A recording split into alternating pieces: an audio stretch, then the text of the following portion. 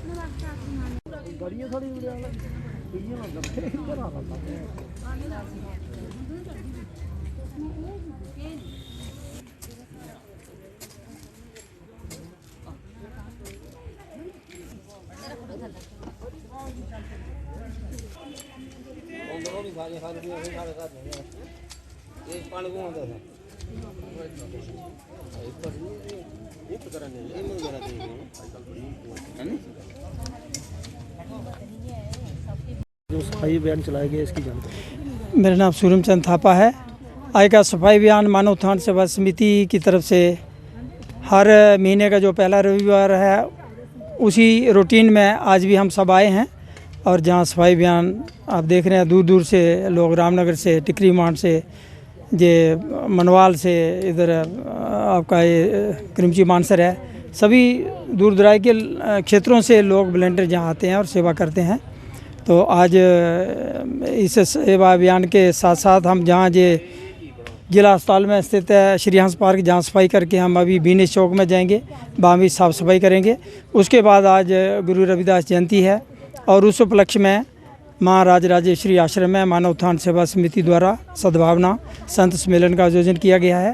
वहाँ भी जो है ये सब लोग जाएंगे। वहाँ पर आध्यात्मिक संदेश जो है पूजनीय बाई जी, पूजनीय महात्मा समता बाई जी जो महाराज राजेश्वरी आश्रम के प्रभारी हैं, उनके द्वारा वहाँ अमृत में प्रवचन होंगे। और ये बाहरी साफ सफाई के साथ साथ मन की सफाई कैसे हम करें इस पर भी जो है संस्था जोर देती है। और वहाँ जो है गुरु रविदास जयंती के उपलक्ष्य में वो वहाँ सुंदर कार्यक्रम होगा और वहाँ हम सब वहाँ जाके वहाँ शामिल होंगे और ये सारा अभियान जो आगे बढ़ रहा है। तो आज का सफाई अभियान ये पूरा चल रहा है, आगे हम बढ़ रहे हैं, साफ़ सफाई की तरफ लोगों को भी जागरूक करते हैं। सबको ये हमारा यही अर्ज है, गुजारिश है कि हम साफ़ सफाई पर अपना पूरा ध्यान दें ताकि हमारा देश स्वच्छ हो, स्वस्थ हो और हमारा देश, भारत देश ये विश्व का जो है विश्व गुरु बने। तो बहुत बहुत धन्यवाद। उधमपुर देविका शमशान घाट पर जो पुल बनाया गया है, कई बार उस मुद्दे को उठाया गया, लेकिन इस पुल का काम अभी तक नहीं लगवाया गया। लेकिन 2 दिन पहले म्यूनसिपल कौंसिल और पीडब्ल्यूडी विभाग के अधिकारी मौके पर पहुंचे, उनकी ओर से वहां पे एक जाला लगाया गया। अब वहां से उस पुल के रास्ते से कोई भी गाड़ी नहीं गुजरेगी। लेकिन जब हमारी बात समाज सेवक महेश बनाथिया से हुई तो उनका कहना था कि 3 साल से यही कहा जा रहा है कि पुल को बनाया जाएगा, अनसेफ पुल है, लेकिन अभी तक इस पुल को नहीं गिराया गया। उनका कहना था कि प्रशासन को चाहिए कि इस पुल को गिराया जाए और उसके बाद नया पुल यहाँ पर बनाया जाए।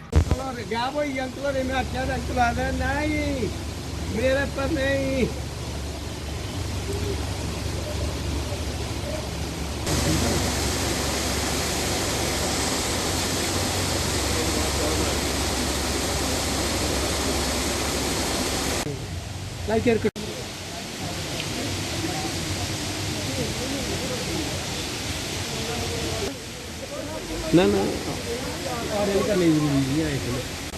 महेश जी क्या कहेंगे, जिस तरह स्कूल को आप बंद कर दिया, जाला लगाया गया, काफ़ी पुराने लोगों की मांग थी और आपकी ओर से भी कई बार इस मुद्दे को उठाया गया। मेरा तो यही कहना है कि पिछले 2-3 सालों से हम जो प्रयास कर रहे थे, मीडिया वाले प्रयास कर रहे थे, उसका नतीजा आज नज़र आया है। तो जैसे आप देख रहे हैं कि 2-3 सालों से जब प्रोजेक्ट का काम चल रहा था तब एडिशन की तरफ से यहाँ से जेसीबी जाती थी, ट्रक जाते थे, तब ये अनसेफ नहीं था, तब ये सेफ था। उसी के कारण उसके नतीजे आज यहाँ पे नज़र आए हैं। हमने पिछले 2-3 सालों से इसके लिए बोला हुआ है और एडमिशन बार बार इसको बोर्ड लगाती थी, बोर्ड खोल देती थी। आज एडमिशन को जल्द से जल्द ये नींद से बाहर आई है और वो यहाँ पे आकर इन्होंने जाले लगाए हैं। मैं इसका शुक्रिया करता हूँ एडमिशन का, और मैं एडमिशन से एक ही मांग करता हूँ, जल्द से जल्द इसको ध्वस्त किया जाए और नया ब्रिज बनाया जाए। अगर नया ब्रिज नहीं बनता है तो ये जाला लगाकर यहाँ पे कोई फ़ायदा नहीं, क्योंकि मेन गेट है देविका का। इतना बड़ा प्रोजेक्ट 186 करोड़ रुपये का प्रोजेक्ट आया है, तो उसमें से कम 10 से 20 लाख में निकाला जाए और ये यहाँ पे लगाया जाए, जो मेन चीज़ ज़रूरी है यहाँ। POJK विस्थापित सेवा समिति की ओर से भी आज उधमपुर में एक कैलेंडर का विमोचन किया गया। इस कैलेंडर में पाकिस्तान में जो मंदिर वहाँ पे बने हुए हैं, जो गुरुद्वारे वहाँ पर बने हुए हैं, उनकी दशा दर्शाई गई है।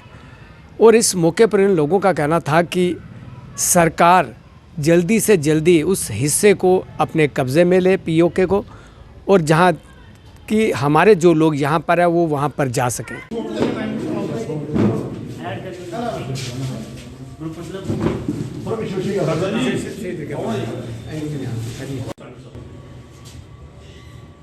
ਜਿਹੜੇ ਪਿੱਛੇ ਨੂੰ ਥੋੜੀ ਉੱਚੀ ਕਰ ਲੈਣ, ਜਿਹੜੇ ਅੱਗੇ ਨਹੀਂ ਪਿਛਲੇ ਸਾਰਿਆਂ ਨੂੰ।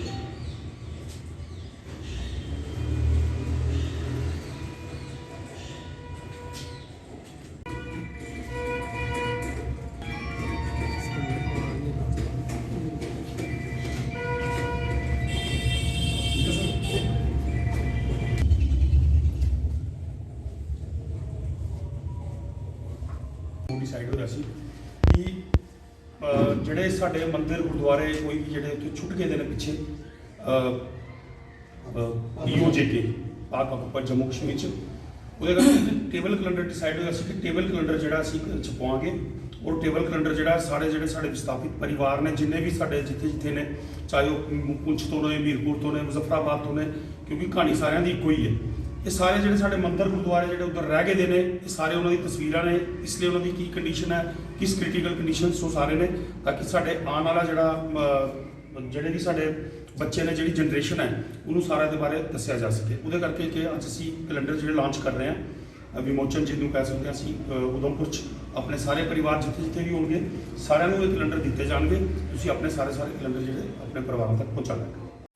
एग्जीक्यूटिव मेंबर POJK विस्थापित सेवा समिति जम्मू कश्मीर, जैसे कि आप सबको पता है कि आज से 75 वर्ष पूर्व भारत देश आज़ाद हुआ, लेकिन आज़ादी के कुछ ही महीने के बाद पाकिस्तान की नीयत ख़राब हो गई और उन्होंने अपनी रेगुलर आर्मी के साथ जम्मू कश्मीर के ऊपर एक अटैक कर दिया, जो कि गुलमर्ग के नाम पर वो उन्होंने ये आक्रमण किया। और सर्वप्रथम उन्होंने मुजफ्फराबाद में जाकर हमारे हिंदू और सिख परिवार थे, उनका वहाँ पे कत्लेआम करना शुरू कर दिया। जो हमारी बहन बेटियाँ थीं, उनका अपहरण करना शुरू कर दिया। बहुत सारी हमारी बहन बेटियाँ थीं जिन्होंने किशनगंगा में कूदकर अपनी जान कुर्बान कर दी, लेकिन उन दरिंदों के हाथों में आना पसंद नहीं किया। इसके पश्चात उन्होंने कोटली, मीरपुर, पुंछ, बाग, पलंदरी, देवा बटाला और गिलगित बाल्टिस्तान के ऊपर भी हमला कर दिया। इसके कारण हमारी बहुत से हज़ारों के हिसाब से हमारे हिंदू और सिख परिवारों का कत्लेआम हुआ और लाखों की संख्या में वहाँ से लोगों का विस्थापन हुआ। जम्मू कश्मीर के अंदर जब वो पहुँचे, जम्मू के अंदर, तो लेकिन उनको यहाँ की उस समय की सरकार जो थी, उन्होंने यहाँ पर जगह स्थान नहीं दिया। बहुत थोड़े से लोगों को यहाँ पर स्थान मिला, बाकी सब लोगों को यहाँ से जम्मू कश्मीर से बाहर भेज दिया गया। आज की डेट में जब भारतवर्ष के अंदर 60 ऐसे शहर हैं जहाँ पर हमारे POJK के विस्थापित अलग अलग जगहों पर रह रहे हैं। इस चीज़ को देखते हुए जम्मू कश्मीर में POJK विस्थापित सेवा समिति के नाम से एक संगठन का गठन हुआ। और ये जो गठन है, ये जो संगठन है, ये POJK के जितने भी हमारे विस्थापित परिवार हैं जम्मू कश्मीर के अंदर और उसके बाहर, उन सब के जितनी भी उनकी जो मुश्किलात हैं, उनकी जो समस्याएं हैं, उन सब को जो हमारी सरकार है उस तक पहुंचाने का पूर्ण प्रयत्न करती है। अभी भी हम आप सब के माध्यम से सरकार को ये बताना चाहते हैं कि जो हमारे पीछे उन्होंने हमें 5.5 लाख रुपया दिया था, वो जम्मू कश्मीर से बाहर जो विस्थापित परिवार रह रहे हैं उनको आज तक कोई पैसा नहीं मिला। साथ में हमारे जो पार्लियामेंट है उसमें ये प्रस्ताव पारित हुआ था 22 फरवरी 1994 को कि जो हमारा POJK है वो हमारे भारत का अंग है और हम इसे वापस लेंगे।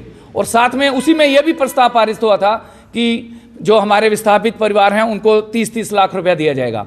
तो आपके माध्यम से हम उनसे निवेदन करते हैं कि हमारी बकाया जो राशि है वो भी हमें दी जाए, अन्यथा हमें हमारे मातृभाषा जो है, मातृभूमि है जो हो, उसे हमें खाली करा के हमें दिया जाए। हम अपने घरों में जाना चाहते हैं। हमारे बुज़ुर्ग जहाँ पर खेले बड़े हुए, जहाँ पर हमारे मंदिर और गुरुद्वारे वहाँ पर रह गए हैं, हम भी उन स्थानों पर जाकर रहना चाहते हैं। सरकार से हमारा निवेदन है कि ऐसा POJK वापस लेकर हमें वहाँ हमारे घरों में भेजा जाए। आज का कैलेंडर जो है रिलीज किया गया है, इसके जो चित्र हैं कहाँ से हैं जी और क्या मुख्य उद्देश्य? आज का जो कैलेंडर, टेबल कैलेंडर हमने इशू किया है, तो इसके अंदर जो हमारे POJK के मुख्य मंदिर और गुरुद्वारे थे, जिनकी जो आज की उनकी स्थिति है, वो फोटोग्राफ हमने वहाँ से मंगवाकर इस कैलेंडर में चित्रण किया है उनका।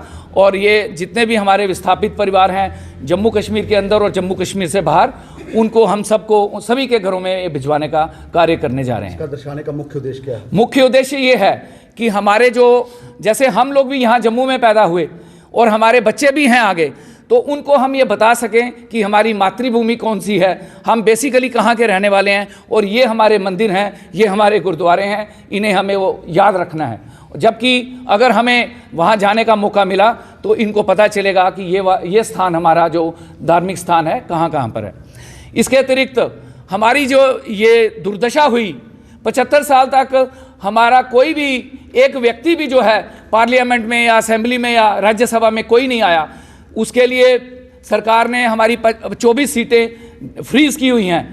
तो यही कारण हुआ कि हमारी आज ये दुर्दशा हो रही है, हमारी कोई सुनाई करने वाला नहीं है। हम सरकार से निवेदन करते हैं कि हमारी जो 24 सीटें उन्होंने फ्रीज करके रखी हैं उन्हें डीफ्रीज किया जाए, ताकि हमारे जो परिवार हैं उन परिवारों से भी हमारी आवाज़ उठाने वाला असेंबली के अंदर, राज्यसभा के अंदर और पार्लियामेंट के अंदर हो। उधमपुर गुरु रविदास मंदिर में आज गुरु रविदास जी के जन्म प्रकाश उत्सव पर सत्संग किया गया और एक विशाल लंगर का आयोजन किया गया, जिसमें सभी धर्मों के लोगों द्वारा बढ़ चढ़कर भाग लिया गया। भाई भाई विश्व का कल्याण हो, उसके साथ ही भारत का सम्मान हो।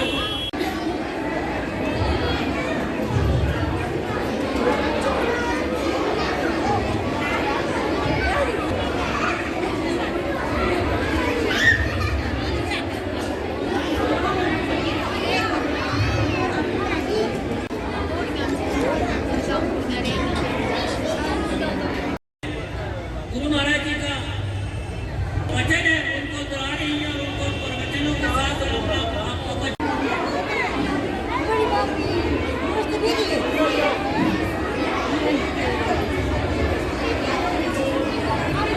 कि वो उनके पर अपनी सद्बुद्धि बनाए रखें और दिन दुगनी रात दुगनी। बहुत अच्छा मेरा बैठा था और पूरा सभा उनके आगे नमन करता हूँ कि बहुत कुछ आत्मा ने हमें कैसे महापुरुषों जैसे लोग जो हैं यहाँ, और आज के वक्त में ही बहुत ज़्यादा अहमियत है। और उसी की वजह से हमारे बच्चे जो हैं उधमपुर के आगे पीछे जहाँ से भी जो बच्चे जहाँ आते हैं, दूसरे डिस्ट्रिक्ट के भी लोग जो हैं जहाँ BEd करने के लिए आते हैं, उनको भी ये अवगत करते रहते हैं कि कैसे हम समाज में समानता। मैं अपनी तरफ से, सभा की तरफ से, समाज की तरफ से भी मैं काका राम, प्रधान गुरु रविदास सभा उधमपुर, सबको आज के इस गुरु रविदास जी के प्रकाश उत्सव की लाख लाख बधाई देता हूँ। सारे जानते हैं कि आज ये 646वां प्रकाश उत्सव है, ये सारे विश्व भर में मनाया जा रहा है। और जैसे विश्व भर में ये मनाया जा रहा है, वैसे हिंदुस्तान भर में भी हर जगह गुरु रविदास जयंती बनाई जा रही है। ऐसे उसी के एक हम भी उधमपुर में भी सबको पता है रविदास चौक में गुरु रविदास मंदिर में हम सारे गुरु रविदास जयंती हर साल मनाते हैं। और इस साल भी बड़े हर्षोल्लास से हम ये गुरु रविदास जयंती मना। सबको पता है कि 3 तारीख को 3 फरवरी को हमने झांकी निकाली थी शहर से, और आज जो है गुरु रविदास जो भंडारा है, सबको पता है कि माघ शुद्ध पूर्णमासी को गुरु रविदास जी का जन्म 646 साल पहले हुआ था, और आज उसी उपलक्ष्य में पूर्णमासी वाले दिन हम गुरु रविदास जी की जयंती मना रहे हैं। गुरु रविदास सभा उधमपुर जो गुरु रविदास मिशन से जुड़ी हुई है, और हमेशा उनका यही रहता है कि हम गुरु रविदास जी के मिशन को फैलाएं और उसको बढ़ावा दें। गुरु रविदास की वाणी में हमेशा हर वक्त मानवता के प्रेम का वर्णन है। हर जगह उन्होंने प्रेम का संदेश दिया है, और गुरु रविदास की वाणी में बार बार कहा गया है कि जो हम सुखी जीवन जो है वो प्रेम से ही जी सकते हैं। इसलिए मैं जो गुरु रविदास सभा उधमपुर का हमेशा यही प्रयास रहता है कि गुरु रविदास की वाणी घर घर पहुँचे, और जो उनका मानवता का प्रेम का संदेश है वो पहुँचे, और लोग अपना जीवन सुखी से बिता सकें। यही हमारा संदेश है। जय गुरुदेव, जय गुरु रविदास। रामनगर में भी आज गुरु रविदास मंदिर से एक शोभा यात्रा का आयोजन किया गया। ये शोभा यात्रा मुख्य बाजार से होती हुई मंदिर में समापन की गई। इस मौके पर काफ़ी संख्या में लोगों द्वारा इस शोभा यात्रा में भाग लिया गया।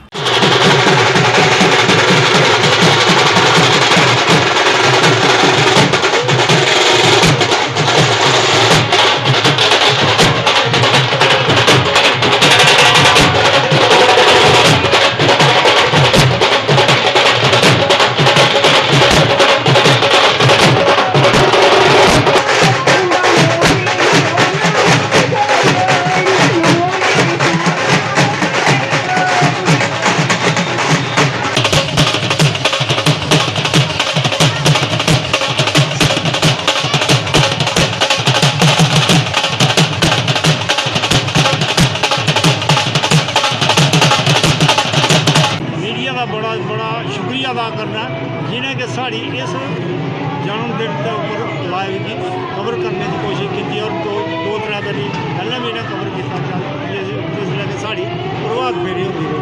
उसके बाद अज साड़ी झांकी जी है वो रामनगर गुरु रविदास मंदिर शुरू हुई, और महला महला बिच होंगे चिगली चौरी, और चिगली चौरी का होंगे मेन बाजार गुजरती हुई तो बस स्टैंड जी मंदिर वापस आओगे। लेकिन यदी हरी झंडी जी है साढ़े माननीय SDM साहब रामनगर उन्होंने की है, और बड़ा सहयोग है। एडमिनिस्ट्रेशन का भी बड़ा सहयोग है, और सारी म्यूनसिपल कमेटी का भी बड़ा सहयोग है। सारी जिन्नी भी एडमिनिस्ट्रेशन रामनगर की है सारा तो मैं बड़ा धन्यवाद करना, शुक्रिया अदा करना। और साढ़े झांकी जोड़ा है कोई भी रस्ते में कोई भी बिगड़ नहीं पाने कोई कर पुलिस एडमिनिस्ट्रेशन का भी पूरी तहे दिल करने शुक्रिया अदा करना। रवि सिंह को दीजिए इजाज़त। कल फिर इसी समय इसी चैनल पर आपसे फिर मुलाकात होगी। तब तक के लिए नमस्कार।